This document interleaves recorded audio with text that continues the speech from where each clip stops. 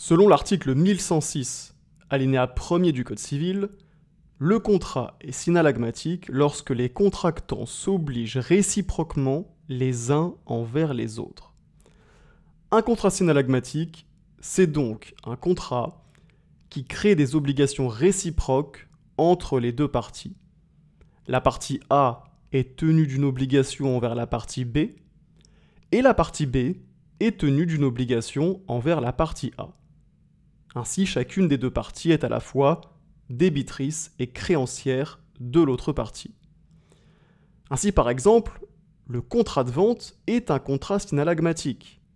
Dans le contrat de vente, le vendeur s'engage à livrer la chose objet de la vente, tandis que l'acheteur s'oblige à payer le prix convenu.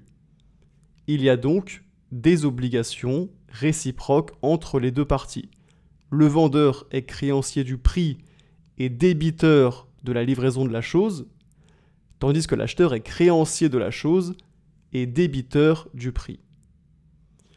Et le contrat synallagmatique se distingue du contrat unilatéral, qui lui ne crée d'obligation qu'à la charge d'une seule des parties. Dans le contrat unilatéral, seule une des deux parties s'oblige envers l'autre. Il n'y a donc pas d'obligation réciproque entre les parties. Une des deux parties est débitrice et l'autre partie est créancière.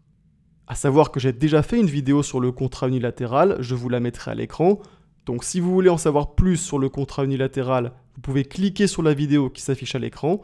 Et sinon, on se dit à très bientôt pour une prochaine vidéo.